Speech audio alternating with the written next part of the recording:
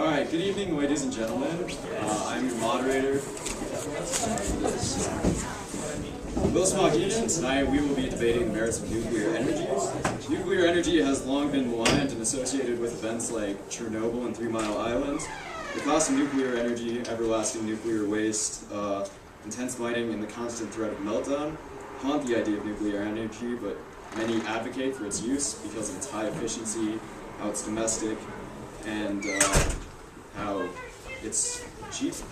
Anyway, with more than 8.5% of the United States national energy consumption coming from nuclear, it's very important to us today. So, the motion tonight is nuclear energy is a useful form of domestic energy that should be used more nationally and in the Four Corners area.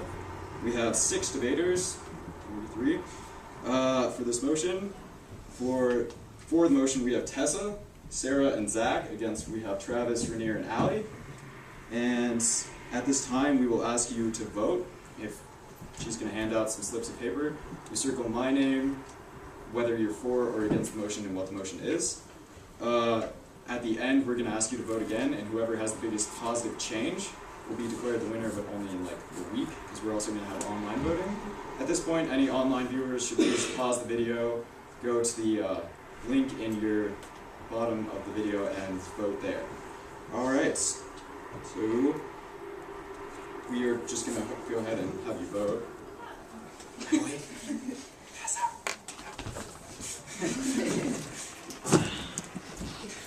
Does anyone need pencils? Yes. Alright. Wait, not buttons. Not That's okay. We're going to be leaving before we start our votes. So I'm the third. I'm last. Second last.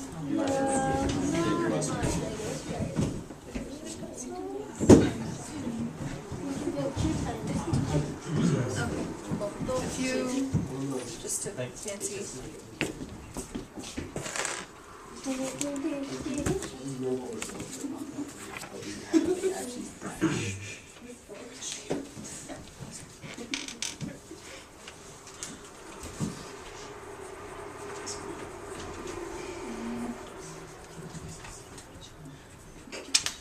Alright, and after you guys are done voting, we're going to start with opening statements. That's where the debaters can make their first appearance and talk about their issue. After that, we will move into open debate, where they can attack each other's points directly and rebut. And then we will have closing statements and we will vote again. First up, Tessa. Energy is something that none of us can live without. Yet the real question is, what kind of energy is the most efficient and clean for our world? Energy in this world is produced in many ways, such as nuclear energy, fossil energy, and renewable energy. I am here today to convince you that nuclear power is the most efficient way to produce energy in today's world. Used in over 30 countries around the world, nuclear power is clean and efficient. The United States as a whole consumes nearly 1/5 of the world's energy, and 19% of that energy comes from nuclear power. The United States houses 65 licensed power plants, most of which have more than 1 reactor. The world of nuclear power comes along with many misconceptions, one of them being the emissions that it produces. Nuclear power does not produce any greenhouse gases during the fission process. In the last century or so, our atmosphere has warmed up immensely, bringing along many severe consequences such as a rise in sea level and ocean acidity. Nuclear power produces very little gases that create the rate of global warming on this earth. My opponents here today might try and persuade you that nuclear energy produces large amounts of greenhouse gases.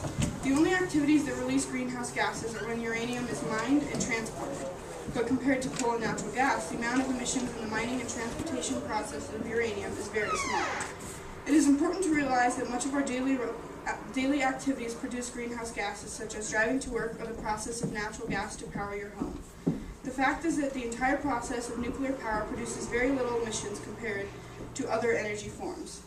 Contrastingly, many over-exaggerate the amount of radiation that a nuclear power plant produces, but I beg to differ that the amount is very little. On average, a United States citizen is exposed to 300 millirems of radiation per year, and only 0.01 millirems of that radiation comes from a nuclear power plant. According to Discovery, the Nuclear Regulatory Commission found no increase in cancer in people who reside near nuclear power plants. Dr. Cohen of Penn State clearly stated, since natural radiation is estimated to cause about 1% of all cancers, radiation due to nuclear technology should eventually increase our cancer by 0.002%, reducing our life expectancy by less than 1 hour. By comparison, our loss of life expectancy from competitive electricity generation technologies, burning coal, oil, or gas, is estimated to range from 3 to 40 days. For the reasons above, the positives of nuclear energy surely outweigh the negatives, making it the most efficient way to produce energy. All right, thank you, Tessa. Next up, we will hear from Ali Roth, who is against this motion.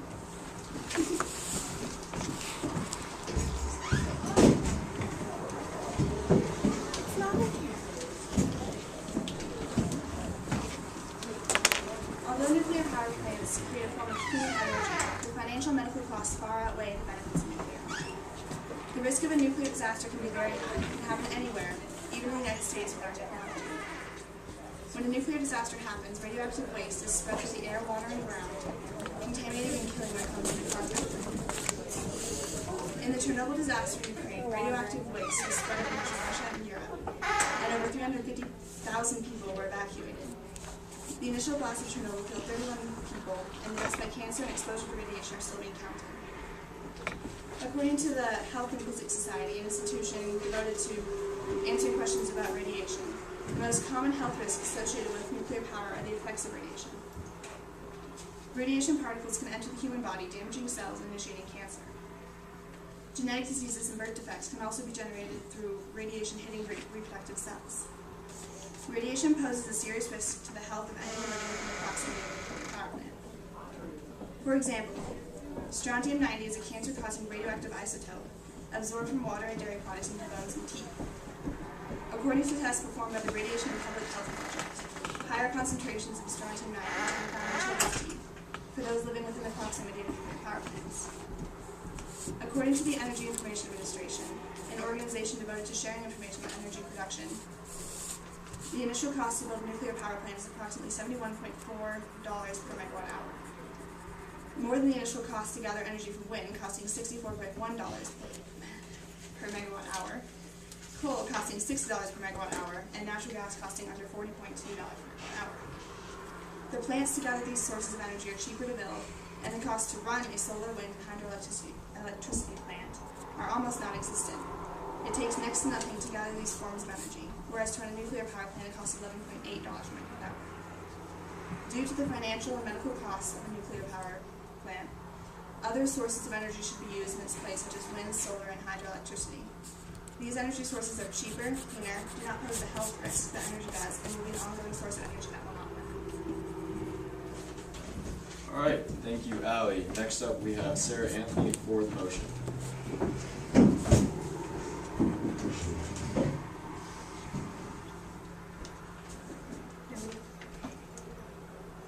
The battle for energy continues, and the demand for power and electricity grows greater with every day. Nuclear power plants are sources of energy that produce huge amounts of what we love most, satisfying our high demands. Nuclear energy is the only source that produces no greenhouse gases and has no impact on the environment. These power plants are very efficient in that they use the relatively cheap and abundant uranium-235 and produces on average 11.8 billion kilowatt hours of electricity. 1 kilogram of uranium-235 has the potential to produce 1,500,000 kilograms of coal and can generate electricity for America lasting up to 1,000 days. Throughout the U.S., 100 nuclear power plants expand over 31 states to produce about 20% of all the power in the country. The U.S. produces 5% of the world's uranium, but with how much we use, we import 90% of the supply. The U.S. needs to produce more uranium-235 mills to fuel the nuclear power plants to become more independent and less of a burden. The nuclear industry has developed methods that are simple and safe to dispose of the used uranium. The uranium waste is stored in steel-lined, water-filled concrete vaults, which keep the harmful substances away from the land and people. In 2012, nuclear power plants in the U.S. produced 769.3 billion kilowatt hours of electricity and prevented 569.7 million metric tons of carbon emissions from being released into the air. Thank you, Sarah Anthony. Next up, we will have Travis Carlson, who is against the motion. One of the biggest risks of nuclear energy is the potential for a natural disaster to occur. Since 1962, there have been at least 33 accidents and incidents involving nuclear power stations, 20 of which have resulted in fatalities. The consequences of these nuclear disasters are so much worse than those of other energy sources, leaving lasting effects on the environment and people. Notable nuclear disasters include the Kishtim disaster, Fukushima disaster, and the Chernobyl disaster. When discussing whether or not we should go forward with nuclear power, the Chernobyl disaster cannot be overlooked. The Chernobyl disaster of 1986 was the worst nuclear disaster to ever occur, releasing radioactive material that spread over parts of the Soviet Union and Europe. The radioactivity of the nuclear disaster being more than 400 times potent than that of the atomic bomb dropped on Hiroshima. While only 31 people died in the immediate aftermath, those living in the contaminated zones have seen increases in both thyroid cancer and birth defects, and death tolls continue to rise. The past has shown us that nuclear energy leads to problems such as these, so we must ask ourselves, with so many other energy sources at hand, is nuclear energy really what we want to move forward with? Alright, thank you, Travis. Now we have Zach Flora, the last debater for the motion. Thank you.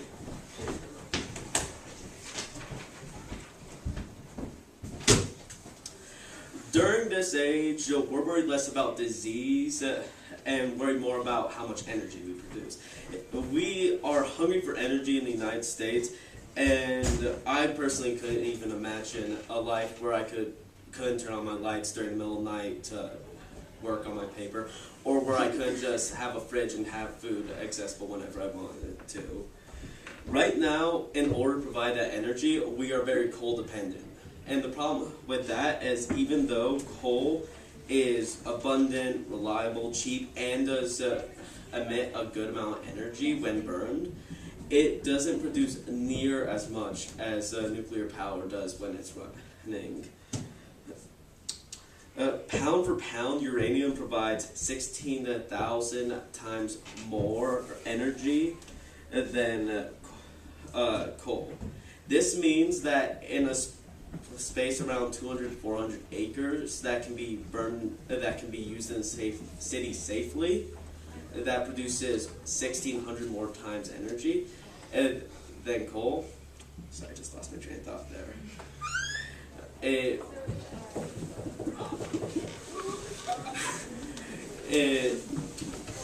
will also be a clean source of energy. Even after, and while the opposing team might say that even though it is clean burning and emits no greenhouse gases, you still have to use the energy with diesel and other materials in order to enrich the uranium for this process. The energy produced by that nuclear power plant is so much more. Or one nuclear power plant alone can power over 101,000 households in America. This energy, may I add, being accessible the entire time, unlike wind power and solar power, which at its peak work only about 1 hour a day. And also with America's extreme hunger for energy, if we did switch to just renewable energy, that means that we would have to have a lot more restrictions on energy, and America's not ready for that time where we can't be able to use as much energy as we want. We could reduce this crisis we currently have with a clean, safe, dependable source of energy, aka nuclear power. Alright, Zach. So far for the core side, we have heard about its abundance, high efficiency, and how it would limit our dependence on foreign powers. Against, we've heard about the meltdown threat and its cost of manufacturing. We have one more debater, Rainier Ford, so I will let her go.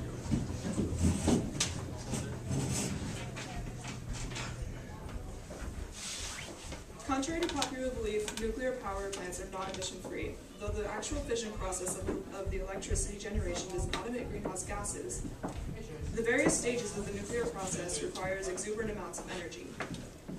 Almost all the energy needed for production, such as mining and uranium enrichment, comes in the form of fossil fuels. This means that nuclear power indirectly generates a high amount of greenhouse gas.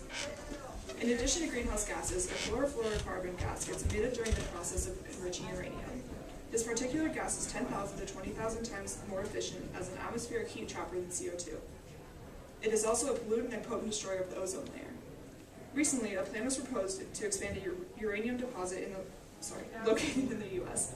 This expansion will take uranium production from 4,000 tons of uranium oxide to 19,000. The greenhouse gas emission from the mine will come predominantly from heavy diesel and other liquid fuels for vehicles and mining equipment. The Environmental Impact Organization stated that up to 4.7 billion tons of carbon dioxide emission will be created per year. This means that it would add up to 10% to the U.S.'s emission forecast in 2020. A researcher at the National University of Singapore, Benjamin K. Sobukul, recently analyzed over 100 life cycle studies of nuclear power plants throughout the world. Sobukul found that the average carbon emissions from nuclear power plants are about 1.4 grams of CO2 produced per kilowatt hour.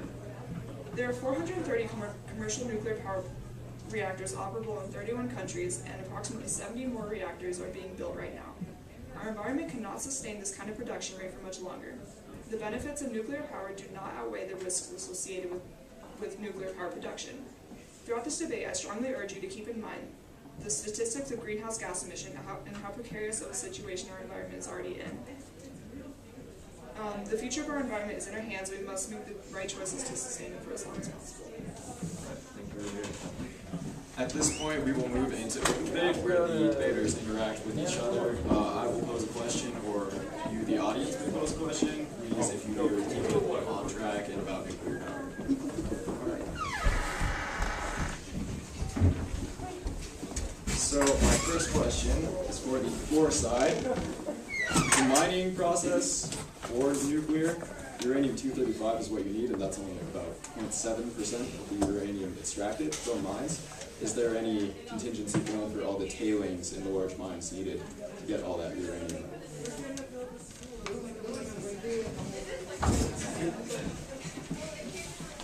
at this point, whenever we're starting to hear about. So what is the plans for radioactive tailings and how radioactive are they?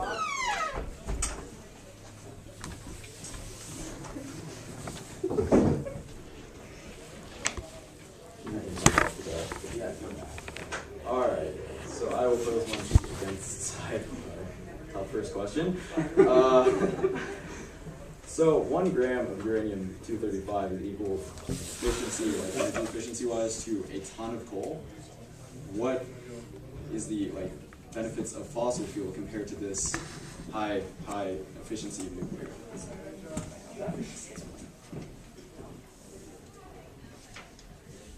Also, any audience member can ask a question. Can you repeat the question, please?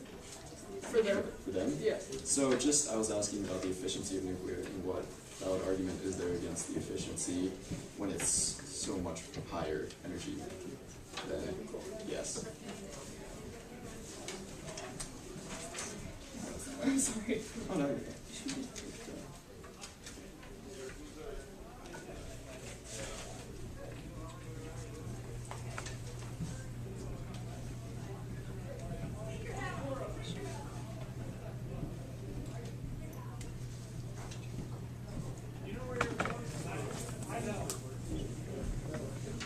Okay, so your question was about the relationship between coal and nuclear? Yes. Okay, so the numbers that I have right now, I don't have the graph in front of me, but nuclear energy has an efficiency rate of approximately 31%. That means that it is more efficient than petroleum, but it's slightly less than coal. I don't know the exact number, but like it was.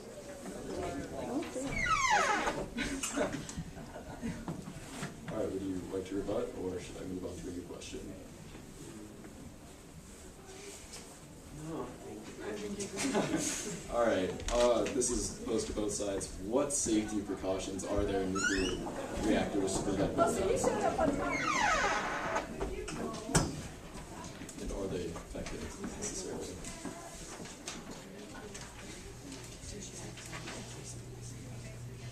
in the design of nuclear power plants, light water, reactor power plants, heavy water, there are 3 different units that keep all of the materials inside of the reactor core, which are very hot, very radioactive, very dangerous. They keep them cool. The primary primary coolant is right inside of the containment structure, which is the big tall dome-shaped buildings that you see. It's cold water that's circulating through the structure and keeping it cool. The secondary coolant works the same, and then the tertiary coolant. The secondary coolant is pressurized water that runs through the reactor in the form of steam, which keeps it cool.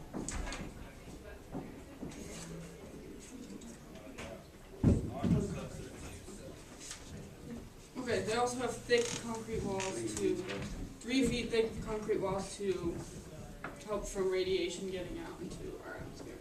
I have a question about that. If these safety precautions are put in place for the reactors, what went wrong with all the nuclear disasters that happened? Why did they stop the meltdowns from happening? Well, in Japan it was a tsunami, so it's a natural disaster which we can't really prevent. There's 3 Mile Island, it disasters that have happened. was a part.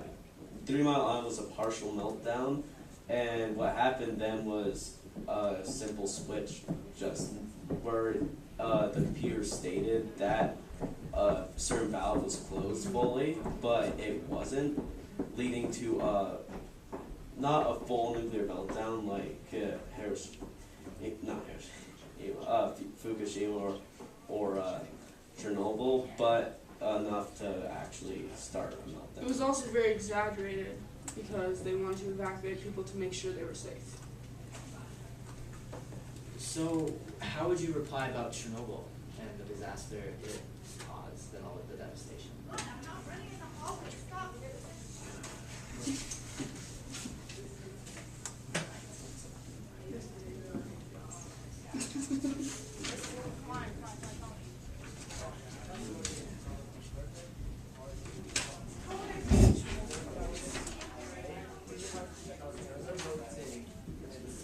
Can we ask one question?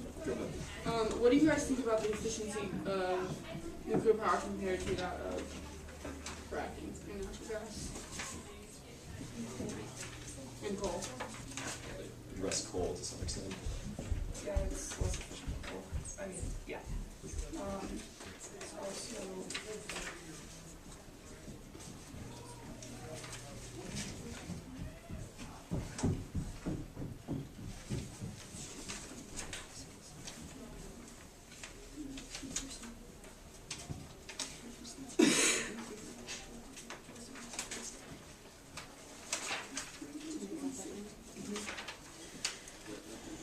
what was your question?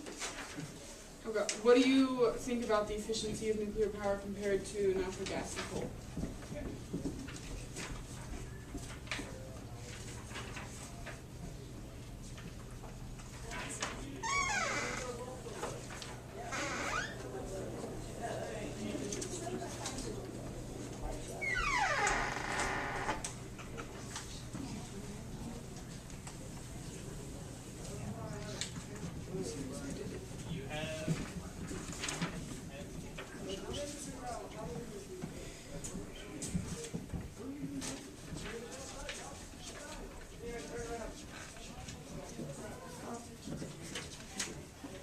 Okay, so you were asking about natural gas, right?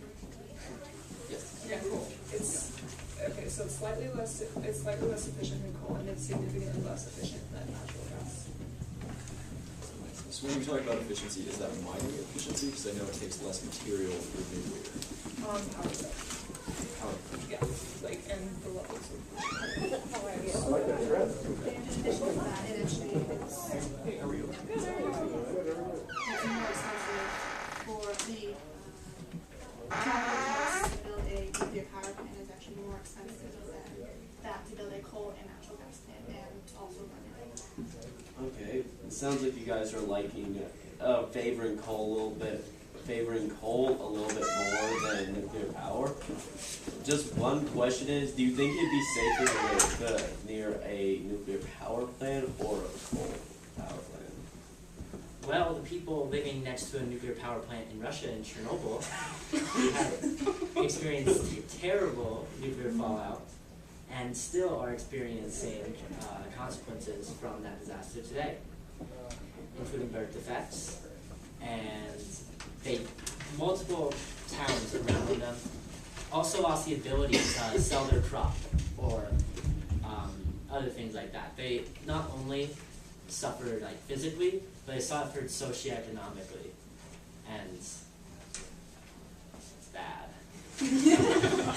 I'm just talking about more in the 21st century where, not during the Cold War, where I'm sure Russia took shortcuts in order to be able to be experimenting with nuclear power, which was a fairly new technology then. I'm talking about in the 21st century, would you think it's safer to live next to a nuclear power plant, which, may I add, has way more safety precautions than it did back then, or a coal power plant? Well, That's my only question for you. uranium and plutonium are the two main elements used in nuclear power, and plutonium can have detrimental effects on the internal system of the body. When a human is exposed to plutonium, either through ingestion, inhalation, or contamination to an open wound, well, actually this is about inhalation. Plutonium is such a heavy gas that its dispersion is generally through an insoluble plutonium oxide that has a particle size less than 0.01 millimeters. And when this chemical is inhaled, the majority of it is expelled through mucus or exhalation. But the small amount that's not expelled, it actually gets transferred to the blood or lymph system and progressively works its way towards liver and bones. And there's strong evidence that when a human is subjected to plutonium, it can cause cancer mutations and other terminal illnesses. But you're still just not answering my question. Instead of going around, which one do you think would be safer to live next to? Overall. Can I ask you a question? You obviously seem very against coal. What health effects are you seeing from coal? Well, a fact that you might not know is in coal there can be found particles of uranium or thorium in it, both radioactive materials, and when burned, it can actually become the smoke coming from the power plant can be more radioactive than if you were even near uranium tailings at a mining site, causing more damage if you live by. Not to mention you're also inhaling that smoke/smog produced by that power plant. Also, where did you get that information? I got that information from Wikipedia. But also just as common sense, as in coal can have multiple elements in it, and it is common to find uranium in it. I have something to say about that. So, nuclear power is only supposed to reduce our life by less than 1 hour, and burning coal, oil, and natural gas are estimated to reduce our life expectancy by 3 to 40 days. But in the case of a nuclear meltdown, there's often radioactive dispersion? I don't know. It sticks around for a while. Yeah, it can be leached into groundwater, and also the dispersion of it spreads, I don't know the exact number of miles, but in the case of Chernobyl, it affected very, very large areas around it, and it's much more significant. A nuclear meltdown is much more significant and long-lasting than uranium. Yes, but a nuclear meltdown is only expected to occur every 20,000 years of operation. But there's been 30 incidents since like 1962. Incidents, not meltdowns. Incidents, not meltdowns. Really been 3 million. Or 2.5. 2.5. Yes. So not all of those are meltdowns. Okay, if you're arguing, I'm just going quick. I got some stuff to drop there. Alright, so so meltdowns, yes, it sticks around for a while, but what if a meltdown didn't happen? AKA if we were using a thorium nuclear power plant. I would Okay. Okay, time to throw out the big. Yeah, expand on what thorium Okay, is yeah. compared to Okay, so plutonium. thorium, as you can see in the table back there, I have to find uranium. But, thorium is two. Yeah, I know. Thorium is two spots down on the table, periodic table, and it's still radioactive material. But something that's unique about thorium that many people don't realize is, unlike uranium, where it's at all times releasing energy, and why it's so radioactive and dangerous, thorium isn't emitting any types of radiation until you start shooting particles at it and causing the reaction to happen. Meaning that if a thorium reactor was built, what would happen is you could literally have one switch that you flip, and it would stop shooting those particles towards the thorium, making it so no meltdown could happen because it's not even radioactive anymore. So a nuclear power plant is run by thorium, is that what you're saying? Yeah, it's there's many power plants actually people are looking at building thorium. How many thorium power plants are there currently? This is unknown, but there is the U.S. is talking about building a thorium plant, plus China and many other countries are.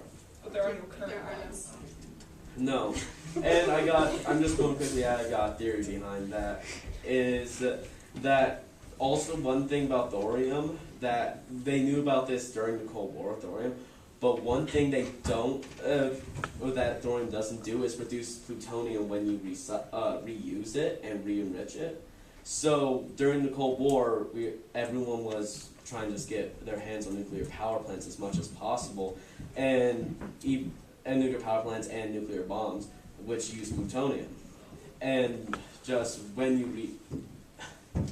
they didn't want to use thorium because they wanted to have that uranium available. So why are we still currently using Why is uranium thorium not if we're not in the Cold Just War? because it's one of those things that stuck with us, and there's many views, political views also, when it comes to. It's so If it efficient. doesn't produce plutonium, how is it? It's issues. So I have a question for this side. What happens to the nuclear waste when it's completed, when you can't recycle it anymore, when they're done with the nuclear waste from the reactor? What do they do with it? You guys got this?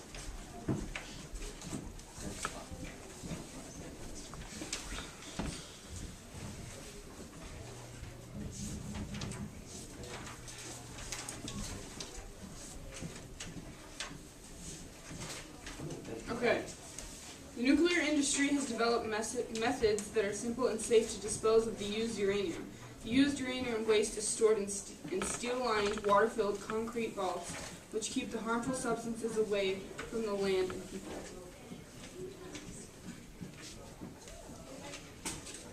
I have a question for that side. So nuclear power plants produce 19% of the U.S.'s energy. If we do what your team proposes and get rid of the nuclear power plant, how do we make up for that 19%? With keeping in mind our environment and health of. After this conversation is over, we are going to have to wrap it up and do closing statements. Thanks. So there are alternatives to nuclear power, such as wind, solar, and hydroelectricity, like I was talking about before. They are a lot cheaper, very clean, and a lot of times are pretty effective in this energy. If they were put to good use, and if there were nuclear power plants were replaced with these forms of energy production, it could definitely Yes, but then we just put more greenhouse gases into the air, causing It's global warming. renewable solar energy. greenhouse gases. But I don't think that the U.S. can go off just renewable energy. We doesn't just go just renewable energy. We still have coal, we still have natural gas. But those put greenhouse gases into the atmosphere. I'm just going quickly. How is wind and solar releasing greenhouse gases? Not wind and solar. I wouldn't be worried. I'm just going to quickly state, I agree. Renewable sources, awesome. But also, just one thing about it is you're going to have to use literally thousands of acres for one solar farm in order to power a mid-sized city. And so everyone's running off of one renewable source. But at the same time, that's just for one city, thousands of acres gone. We'd probably have, I don't remember, but we would have to use so many acres for these renewable energies that we'd also lose quite a lot of our land that we are considered sacred, because the U.S. is one of the only countries with public land that belongs to no one. Not to mention also using all that machinery to set up giant windmills that you'd have huge amounts of in order to power even, like I said, mid-sized city. Any last comments before we move on to closing statements? Excluding, also, you also have to think of New York, which uses some energy all the time. Right. All right. Anything else from you guys? All right, then we are going to start closing statements. At this point, open debate is over. They can't respond to each other's questions. We will start with, Josh, you near forward. Yeah, backwards.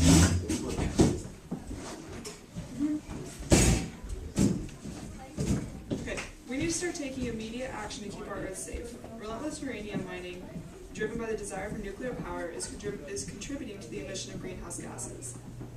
Not only does the need for nuclear power require uranium mining, but it exposes dangerous chlorofluorocarbon gas, which is directly linked to ozone depletion. When the chlorofluorocarbon gas gets broken down by strong UV radiation, it releases an atomic chlorine atom. A single chlorine atom can destroy over 100,000 ozone molecules. We are running a high risk of increasing the rates of non-melanoma skin cancer and malignant melanoma development. Ozone depletion will increase the amount of UVB, which will then increase the risk of health effects. It is paramount to consider the health implications associated with the greenhouse gases released by nuclear power. Thank you, Rainier. Next up will be Zachary Fora. Yeah, excited. Show off my skills. Alright. While I will agree nuclear power does have some downsides like nuclear waste, it produces so much energy with using minimal space that we could easily start raising our country's percentage use on how much power we get from nuclear energy. Not mention that it's almost the perfect bridge energy, so the U.S. can start moving towards these cleaner types of energy like renewable energy and towards researching possible energy that we can get from different resources. The government should provide incentives for the construction of nuclear power, including in the Four Corners area, and we should move towards this powerful clean energy source. All right, thank you, Zach. Next up will be Travis Carlson, and I hope he has a visual. I know what's coming up.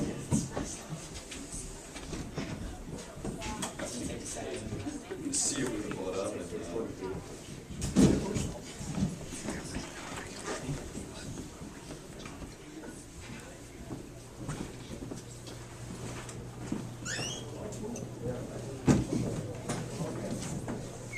Meantime, we can hear from Sarah Anthony. Hey, close the blind too, Sarah, so it doesn't just come up during public speech. Sorry, Sarah. So, nuclear power is an efficient, cheap, and reliable source of energy that leaves very little trace in the air that we breathe. Power plants run 24/7, producing power that we, especially in this country, rely heavily on. The tragic events that have occurred in Chernobyl and 3 Mile Island have left some with fears that nuclear power is immediately harmful and should not be our primary source of energy. However, with what we know about the benefits of nuclear energy, there should be no question that it should stick around. The alternative to nuclear power is the renewable natural resources such as the sun and the wind and hydroelectricity. These work great, but they're not as reliable as nuclear. The sun won't always shine and the wind won't always blow, and so we should have this permanent source of energy to fall back on. Travis, Before you cast your vote, I'd like to. Are you kidding me? Just turn your computer around. Okay. So before you cast your votes, I'd like you to look at these pictures of children born years after the Chernobyl disaster. If you're squeamish, you might not want to look. Like this girl, she doesn't have an eye. And look at this guy's sweat. It's bad news bears. Figures released by UNICEF in 2010 showed that more than 20 of the adolescent children in Belarus suffered from disabilities and chronic illness. Belarus absorbed 70% of Chernobyl's fallout.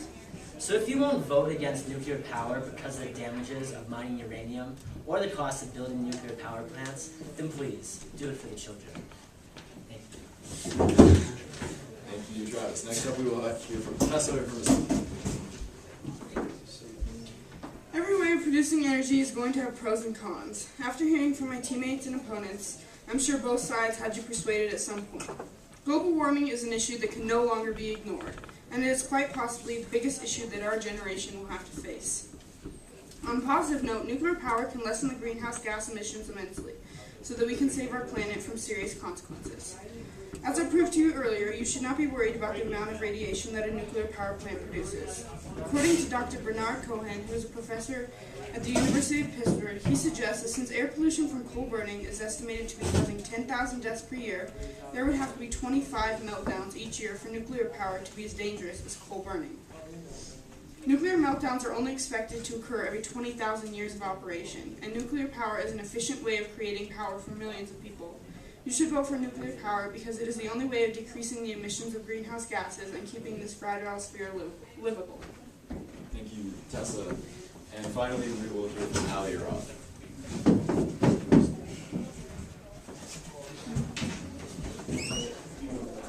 There are many ways to produce energy other than nuclear power. Nuclear energy is a dangerous and expensive production, which involves too many risks to outweigh the benefits. As a listener, I would like for you to take a moment to think about the risks that we are creating for our health, as well as the status of the environment. So, listener, is nuclear power really that much cleaner than other natural resources, or is it just a current trend that could potentially cost us our health and environment in the future? All right, thank you. At this point, the debate is over. We would ask you to vote once again on those little cards that you got and submit them. Anyone online, please pause the video and